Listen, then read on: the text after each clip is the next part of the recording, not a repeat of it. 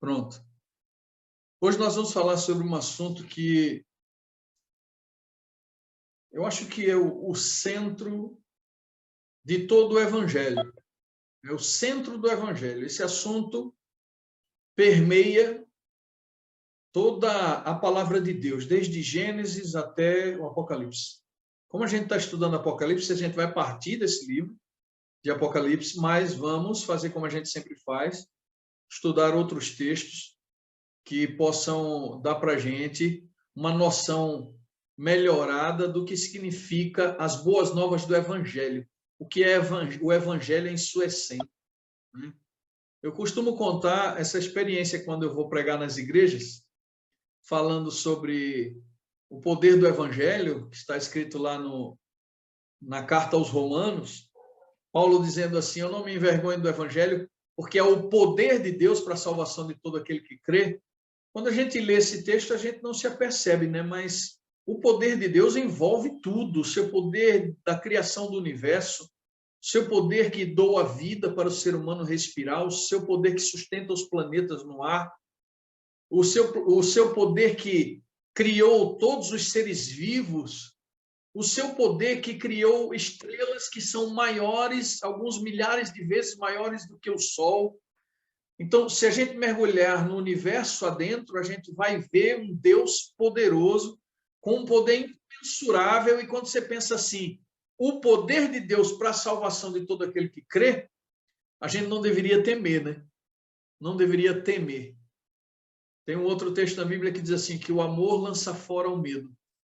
Se eu tenho certeza do amor de Deus por mim, e que o seu poder, esse poder incomensurável, que mantém em sua sujeição as galáxias, os aglomerados de galáxias, os conglomerados de galáxias, todo esse poder infinito está à minha disposição, e ainda mais sabendo o quanto ele me ama, eu deveria viver em paz de espírito e caminhar sobre a superfície dessa terra tranquilo, em paz, certo de que o meu lugar está reservado, guardado, e que ele tomou todas as providências possíveis e imagináveis para que eu esteja com ele um dia na Canaã celeste.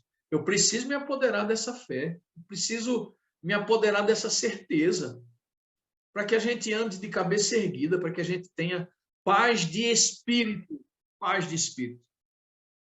Antes da gente começar o nosso estudo, e eu projetar aqui na tela o slide, eu acho que a maioria de vocês já ouviu parte do meu testemunho, né?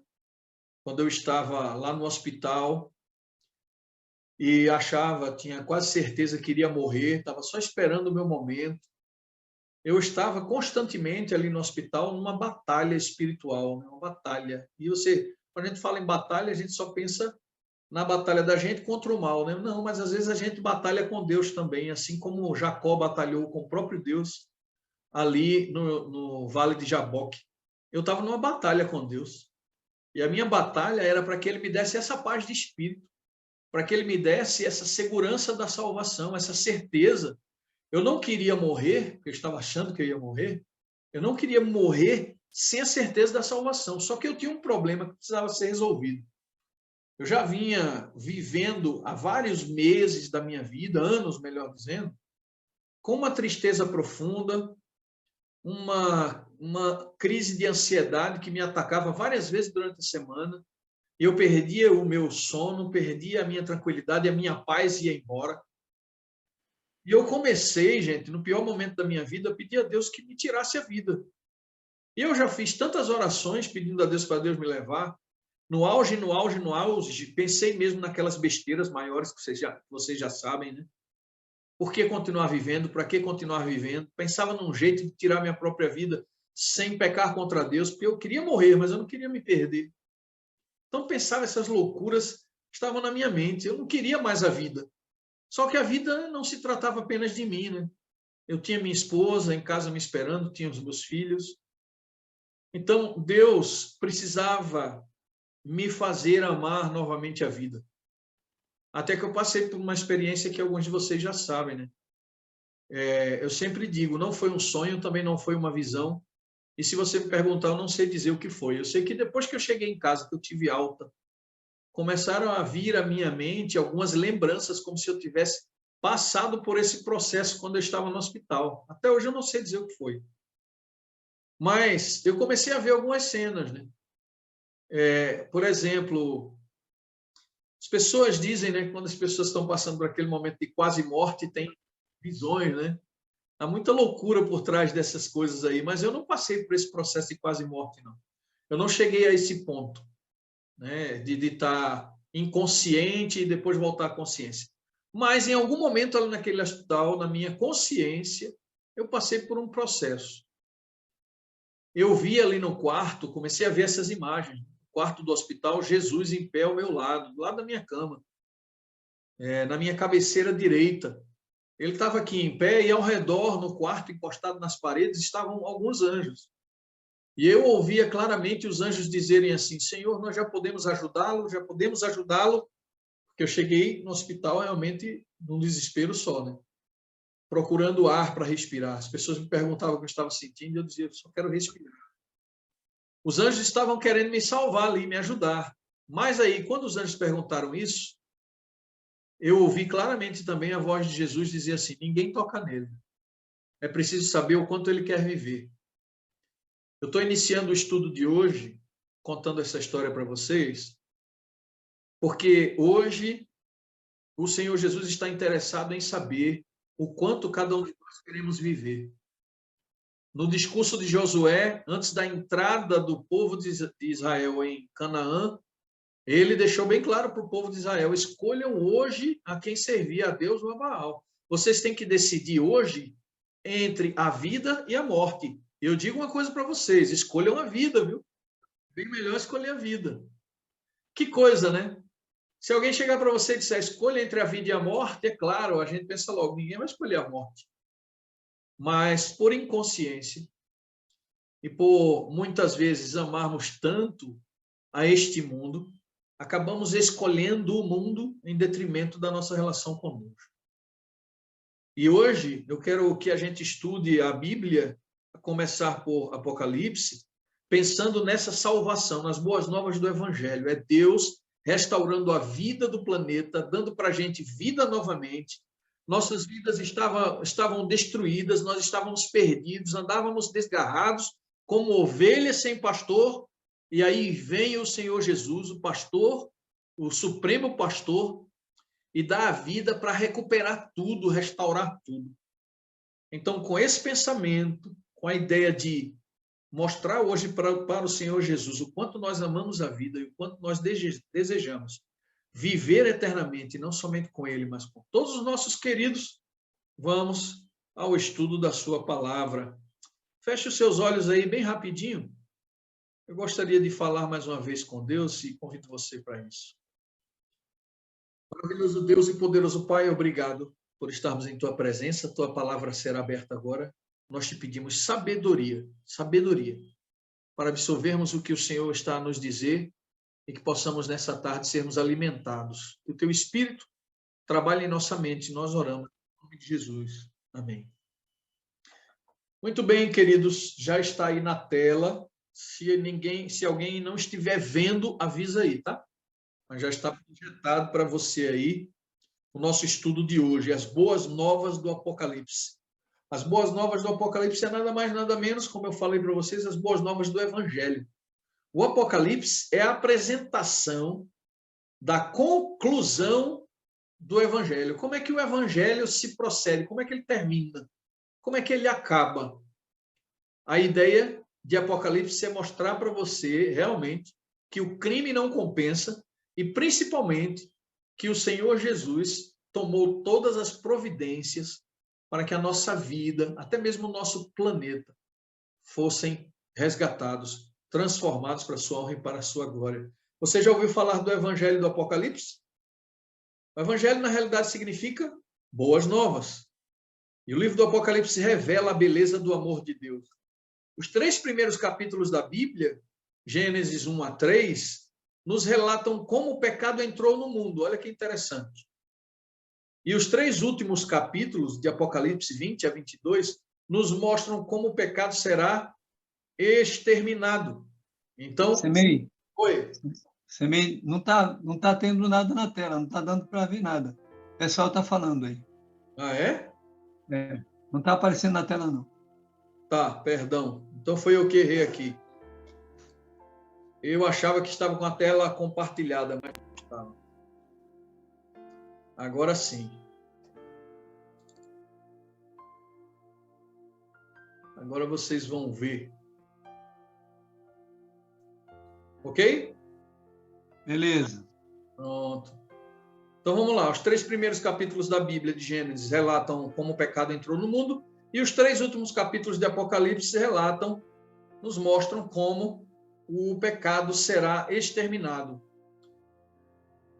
O Apocalipse contém boas notícias de salvação, né? Apesar do conceito que as pessoas têm que Apocalipse é um livro que traz medo, muitas pessoas temem falar do juízo, temem falar das 7 pragas, temem falar do fim do mundo, mas Apocalipse não é uma carta registrando apenas o que vai acontecer de ruim nos últimos dias. Apocalipse é um livro de esperança, que deve trazer para a gente alegria, certeza de que o mal não perdurará para sempre. Todos nós sabemos que existem consequências por conta da entrada do pecado no mundo, certo? A dor, sofrimento em geral, a separação de Deus, que é uma das piores coisas que aconteceram, né? A Bíblia diz assim, porque todos pecamos e por isso fomos separados da glória de Deus. Todos pecaram, estão destituídos, separados da glória de Deus. A morte também foi uma consequência terrível da entrada do pecado, né? Eu sempre faço questão de lembrar como foi que isso começou, esse assunto da morte, né? Foi numa conversa entre Eva e a serpente.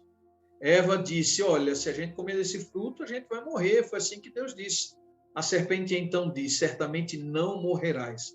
A mentira de Satanás para fazer com que o pecado, a desconfiança de Deus, a rebeldia contra Deus entrassem definitivamente no planeta. Além disso, como eu já falei no início, a destituição da glória de Deus, resultados do pecado no mundo. Por isso há um abismo, né? Uma separação entre nós e o nosso Deus. Isaías 59, verso 2 diz, as vossas iniquidades fazem separação entre vós e o vosso Deus. E os vossos pecados encobrem o seu rosto de vós, para que vos não ouça. Então, olha só que condição a raça humana chegou por causa do pecado, né? Você lembra de Jesus quando estava na cruz, quando ele disse aquelas palavras duras da gente relembrar, né? Mas precisa relembrar. Jesus tem um momento que ele diz assim, Deus meu, por que me abandonaste? Jesus, naquele momento, sentiu a ausência do Pai. Em todo momento, desde o momento que ele nasceu como ser humano nesse mundo, ele sempre teve certeza, convicção da presença do Pai com ele. Mas no momento, pouco antes da sua morte, ele sentiu a ausência do Pai, separação do Pai. Por que é que isso aconteceu? Porque sobre Cristo estavam todos os pecados da raça humana. Isso a Bíblia, nós acabamos de ler aqui, o pecado faz separação entre nós e o nosso Deus. Então, quando Cristo assume todos os nossos pecados, ele também é separado do Pai. Olha que coisa terrível. Só que essa separação, esse preço, essa paga, o Senhor Jesus fez questão de oferecer, fez questão de pagar, para que essa separação que nós tínhamos de Deus pudesse ser resgatada, pudesse ser resolvida e a gente voltasse a ter um relacionamento com o nosso Criador. Muito bem. Todos pecaram e carecem da glória de Deus, é o que diz Romanos 3, 23. Carecemos da glória de Deus, glória esta perdida por causa do pecado. Você já ouviu falar, né, que todo ser humano ele tem um espaço dentro de si que é do tamanho da pessoa de Deus. Nada que você tente colocar nesse espaço, nesse buraco, se encaixa.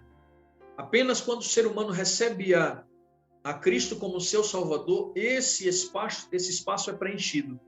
E é o único momento em que o ser humano começa a gozar de paz de espírito. O que é que Deus sente pela raça humana, queridos? O que é que Deus sente?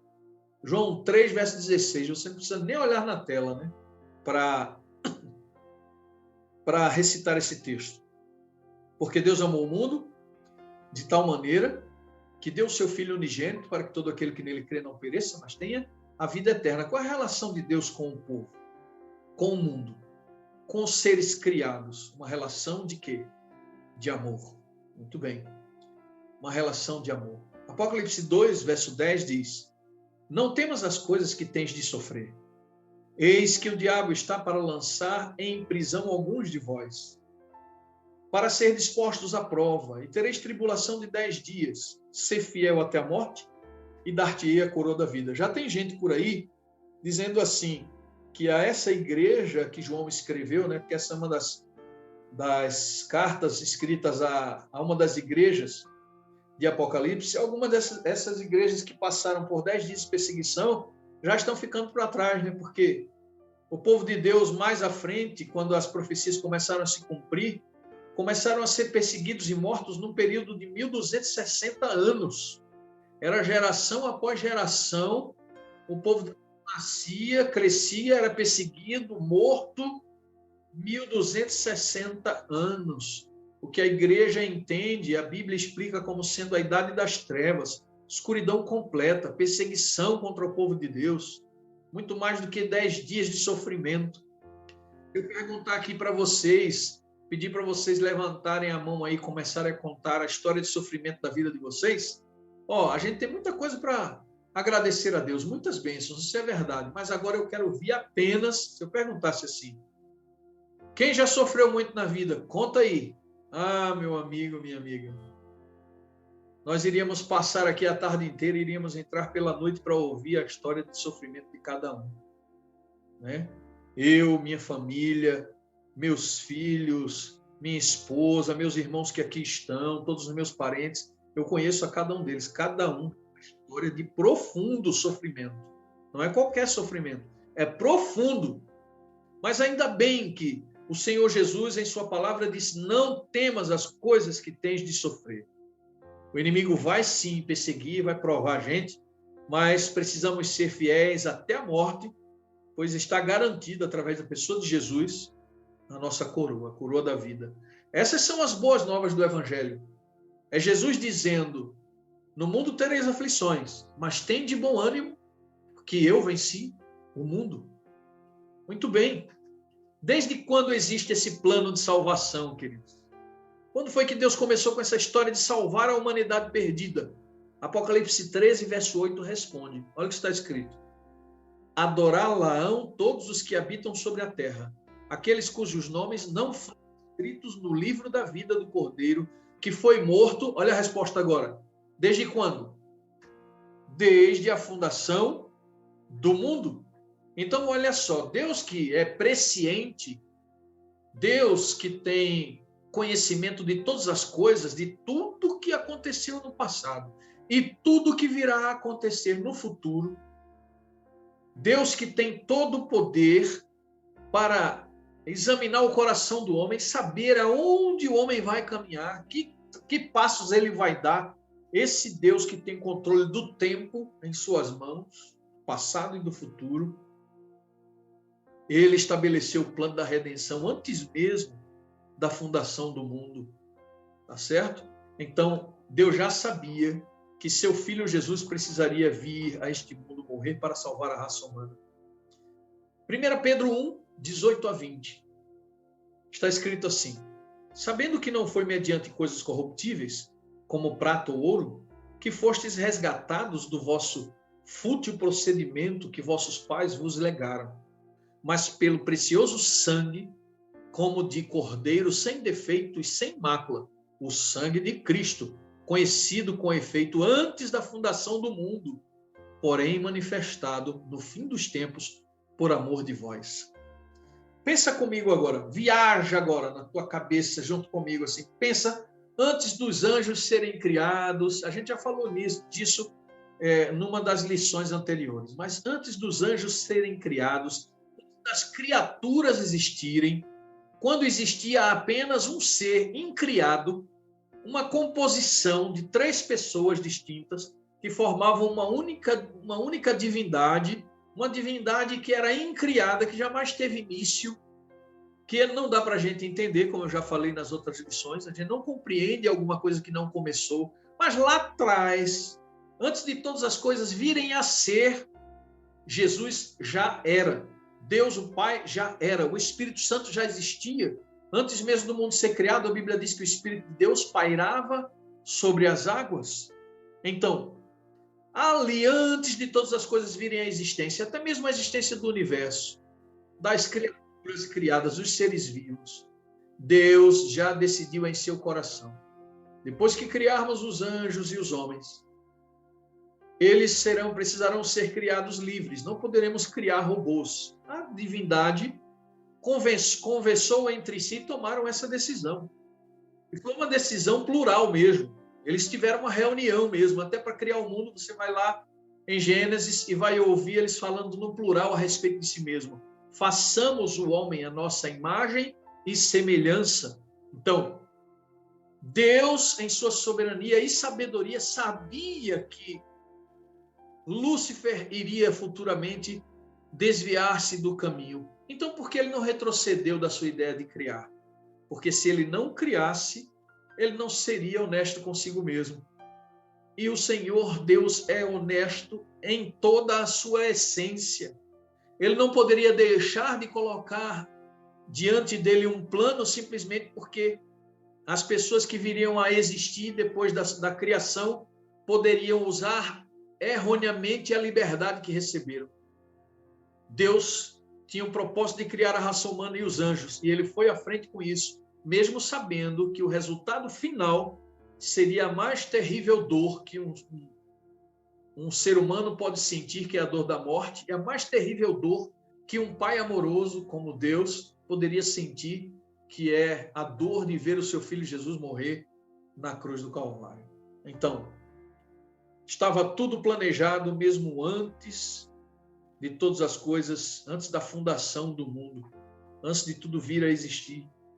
Jesus é o nosso único Salvador. Ao morrer na cruz, o que fez Cristo pelos pecadores? Apocalipse 1, verso 5.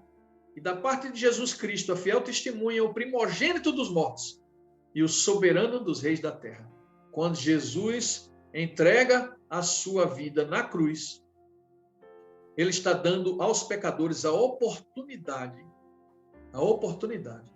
de receber vida eterna. Ele morre para que eu e você tenhamos vida. Por que é que eu e você não podemos ser indiferentes a esse sacrifício de Jesus? Por que não? Porque nós merecíamos a morte. E o inocente Filho de Deus se colocou diante de nós para receber o castigo que estava sobre nós. Como diz Isaías, o castigo que nos traz a paz estava sobre ele. E por causa das suas pisaduras, nós fomos curados das nossas enfermidades. Nós fomos sarados, você entende? Aqui está toda a essência do Evangelho. Nós somos seres humanos maus. Tira Jesus da tua vida, deixa de buscá-lo através da oração pela manhã, deixa de estudar a sua palavra, deixa de buscar a Deus na igreja, abandona esse relacionamento com Deus que você vai ver o monstro que você vai se tornar. Ah, não, meus pais me criaram com princípios. Não tem princípio que resista a um ser humano que vive longe de um Deus. Não tem princípio que resista. Sabe por quê, queridos? Porque às vezes a gente confunde princípios com bons costumes, né? Com bons costumes. Mas quando a gente fala que sem Jesus a gente se transforma em monstros, em verdadeiros pecadores compulsivos, contumazes, a gente está falando do orgulho, do egoísmo, da avareza, da mentira. Todas essas coisas começam a ter um outro formato para a gente. Deixam de ser graves e passam a ser, como a serva do Senhor Ellen White diz, né? A justiça passa a ser injustiça e aquilo que é injustiça passa a ser justo para todo pecador que se afasta de Deus. Então, nós precisamos permanecer em Cristo para que a gente receba os benefícios dessa salvação que por um alto preço foi comprada, né? O sangue do Filho de Deus. No Antigo Testamento, o santuário apontava para o Salvador que viria. O sangue dos animais representava o sangue de Jesus. eram perdoados e salvos pela fé. Não era por causa daqueles animais que morriam lá, não. Os animais não tinham poder nenhum. Aquilo ali era nada mais, nada menos que um tipo. Não sei se vocês já ouviram falar do tipo e do antítipo. O que é o tipo? O tipo é uma sombra. O tipo é um modelo. O tipo é, vamos dizer assim, um protótipo de uma realização muito maior, de algo que é genuinamente real. Então, aqueles sacrifícios oferecidos lá no santuário eram um tipo, uma sombra do maior de todos os sacrifícios, aquele que seria definitivo. O sacrifício do Senhor Jesus, por mim e por você. Depois da morte do Cordeiro de Deus, que tira o pecado do mundo, nenhum outro cordeiro mais precisava morrer, porque esse cordeiro foi perfeito. Esse Cordeiro de Deus pode lavar você de todo e qualquer pecado. Pensa um pouquinho comigo agora. Não importa o que você já fez no passado. Não importa quão longe você tenha ido. Não importa quão terrível tenha sido o teu pecado. Não importa se o teu pecado foi tão grande que você passa a vida inteira carregando a culpa. Se esse fardo está te consumindo por causa de algo que você fez, que você considera grave e imperdoável, agora, em nome de Jesus, eu estou te dizendo, meu irmão, minha irmã, meu amigo, minha amiga, em nome de Jesus, não há pecado neste mundo que Deus, em seu poder, através do sangue do seu Filho, não possa te remir e te perdoar. Então, essas são as boas novas de salvação, para mim e para você. Eu, por exemplo, era alguém que estava perdido, mas fui achado.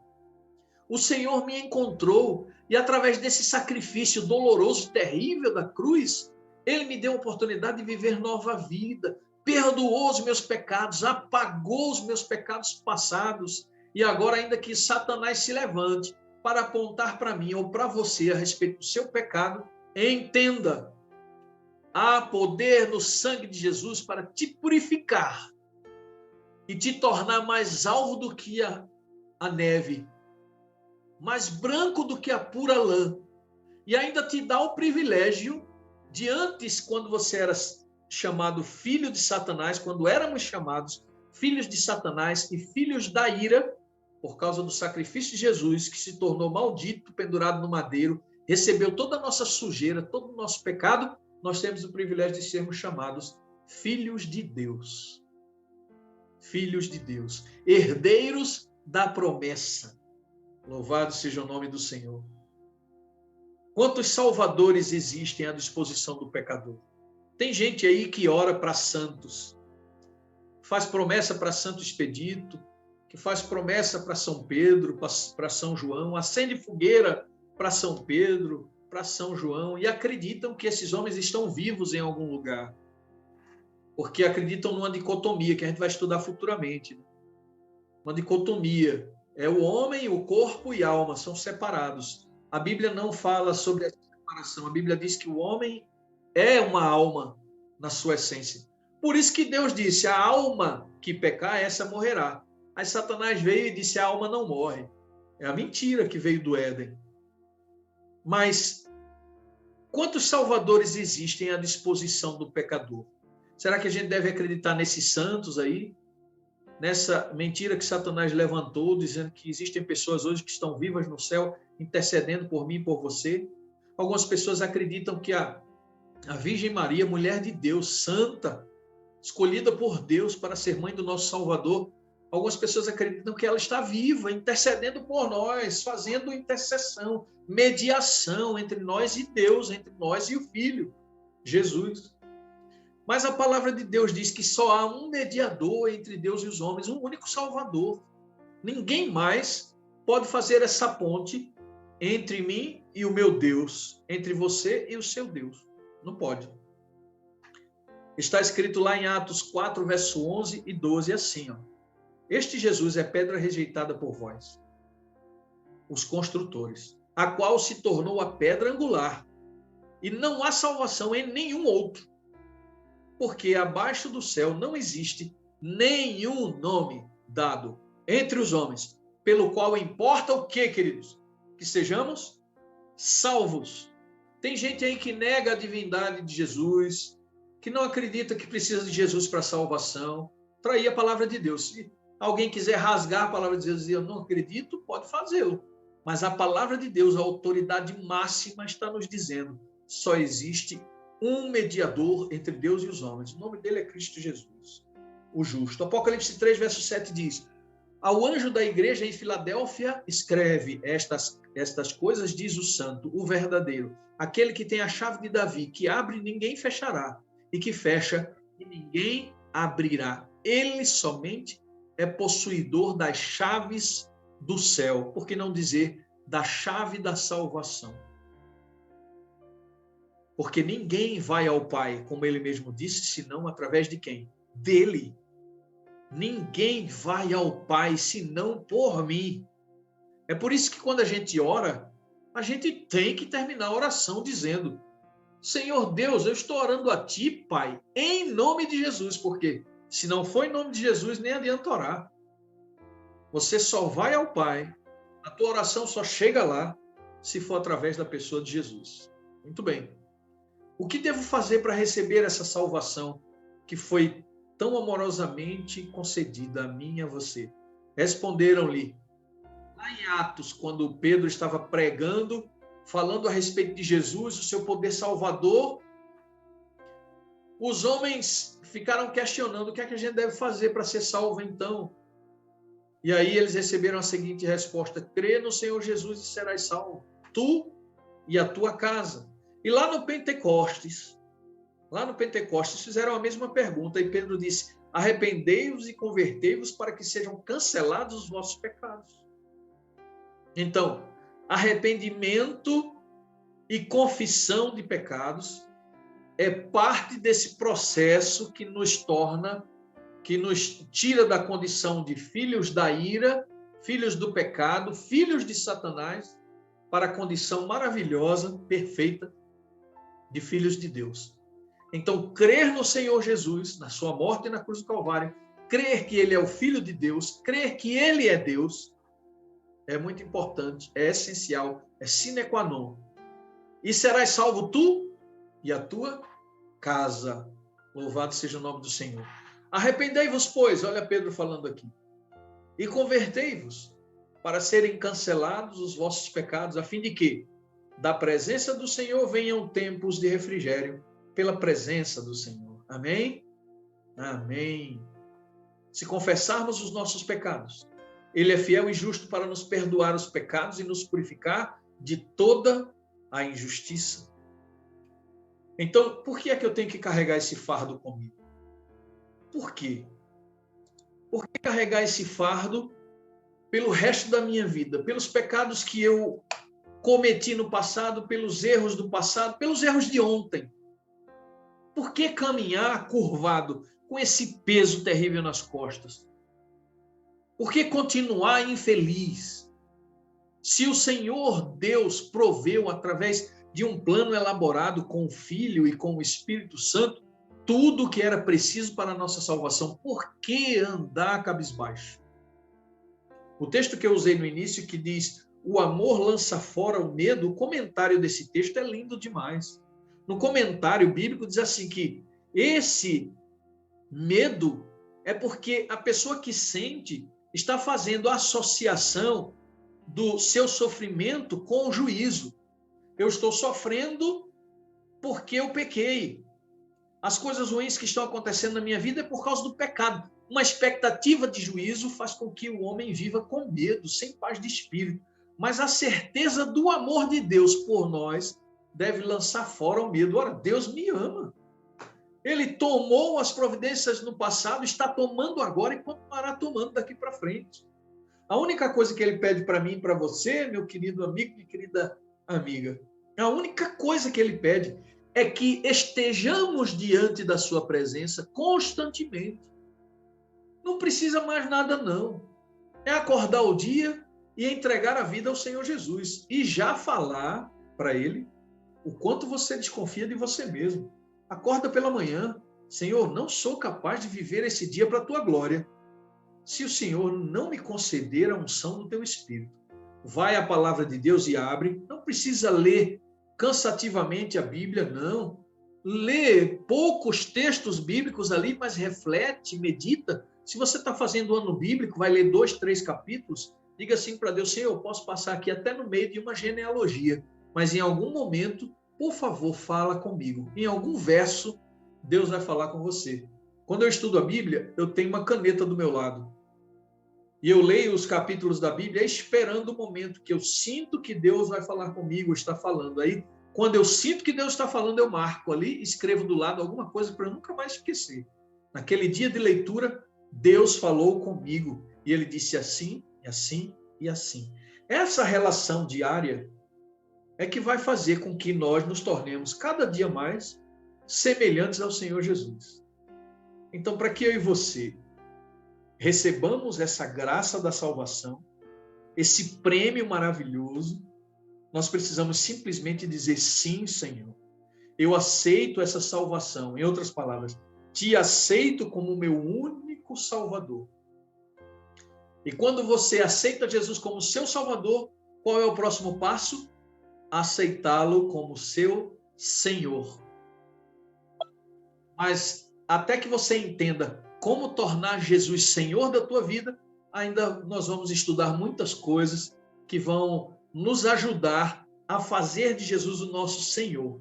Aceite primeiro Jesus como seu Salvador e diga para ele: eu quero também que o Senhor seja o meu Senhor, que o Senhor governe a minha vida. Não sei como fazer, Senhor, não sei por onde começar, mas o meu coração é teu.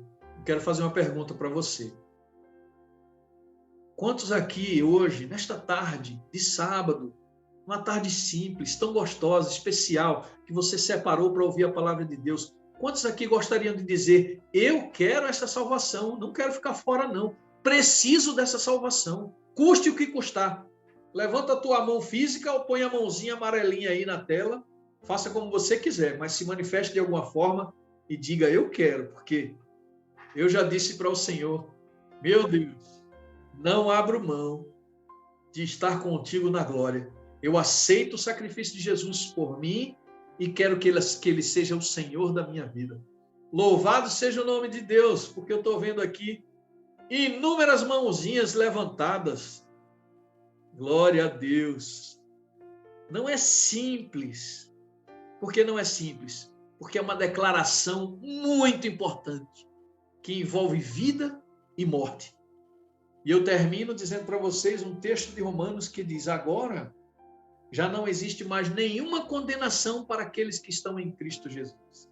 Nenhuma condenação há. Ninguém pode mais te acusar, ninguém pode mais passar na tua cara os teus erros do passado, porque hoje você está declarando publicamente aqui diante de todos nós que você aceita o sacrifício de Jesus. Então, o preço que você teria que pagar já foi pago por ele na cruz. Essa é a beleza do Evangelho. Essas são as boas novas do Evangelho. Que Deus te abençoe ricamente, poderosamente, e dê para você a certeza da salvação em Jesus, para que você usufrua de paz de espírito. Amém?